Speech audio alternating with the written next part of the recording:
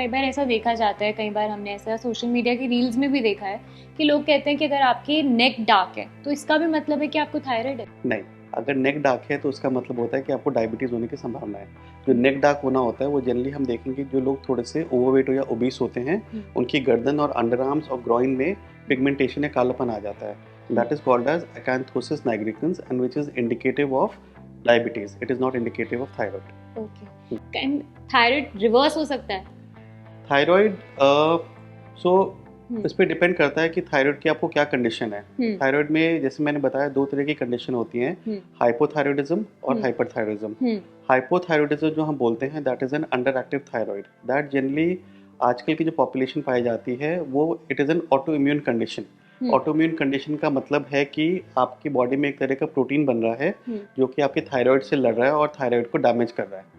इस केस में it is a non reversible condition. इसमें आपको लाइफ लॉन्ग दवा खानी पड़ेगी। बट कभी कभार एक थायरोइडाइटिस करके वायरल इन्फेक्शन हो जाता है थायराइड ग्लैंड का, जिसको हम दवा से कंट्रोल कर सकते हैं और जो कि वो रिवर्स हो सकता है। Hyperthyroidism which is an over active thyroid, उसमें भी एक कंडीशन होती है, उसको बोलते हैं Graves disease which is also an autoimmune condition. यानी आपकी बॉडी में एक तरह का प्रोटीन बन रहा है जो आपके थायराइड को डैमेज कर रहा है, जिस वजह से वो ओवर एक्टिव हो गया है। That is also not a reversible condition. Okay, and low thyroid and high thyroid, ये दोनों चीजें क्या होती हैं?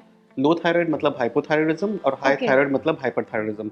लो थायराइड मतलब आपका थायराइड अंडर एक्टिव है, ढंग से वो हार्मोन बना नहीं रहा है, जिस वजह से आपको सारी दिक्कतें हो रही हैं, जैसे कि मैंने बताया था, हेयर फॉल होना, पीरियड इरेगुलरिटी होना, आपका कॉन्स्टिपेशन होना, वेट गेन होना, difficulty in losing weight, menstrual problems, infertility, depression anxiety बहुत लोगों को सिम्टम्स होते हैं, बट वो रियलाइज़ नहीं करते कि उनको अंडरलाइन पे भी थायराइड की प्रॉब्लम होगी।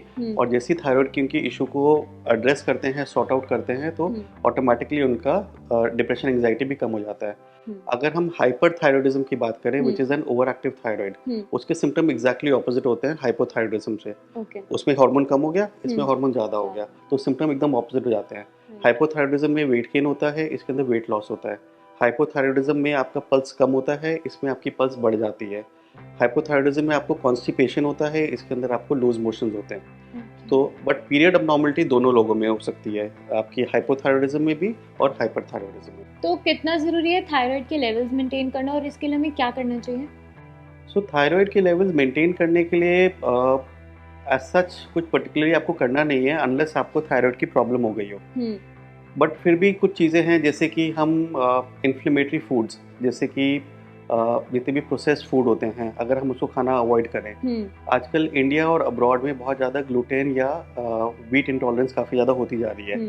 तो कई बार ग्लूटेन एलिमिनेट करने से, डाइट से भी हमारा थायराइड नॉर्मल रह सकता है। उसके अलावा कुछ कहते हैं कि कुछ खाने की चीज़ें होती हैं कि जो कि थायराइड को हल्का सा स्लो कर सकती हैं, जिसमें कि आपके जितने भी कॉलीफ्लावर, ब्रोकली, ब्रसेल्स स्प्राउट्स, सोए, ये सब जो चीज़ें होती हैं, ये कभी कभार थायराइड के फंक्शनिंग को माइल्डली इफेक्ट कर सकती हैं। बट अगर आप इन सब चीज़ों को पका के खाएं तो वो इफेक्ट न्यूट्रलाइज हो जाता है। बॉडी वेट को मेंटेन करना इज़ वेरी इंपॉर्टेंट। कभी कभार माइल्ड सा थायराइड का प्रॉब्लम होता है जब हमारा वेट बढ़ जाता है। It is a vicious cycle in the sense कि थायराइड की प्रॉब्लम होने की वजह से, जिसमें कि हाइपोथायरॉयडिज्म होने की वजह से वेट बढ़ता है, और वेट बढ़ने की वजह से थायराइड की प्रॉब्लम और ज़्यादा बढ़ती है। तो अगर हम एक्सरसाइज करके, थोड़ा सा डाइट को कंट्रोल करके, अगर हम अपने थायराइड को कंट्रोल में ले आते हैं, अपने वेट को कंट्रोल में ले आते हैं, तो ऑटोमेटिकली आपके थायराइड की प्रॉब्लम रिजॉल्व हो सकती है।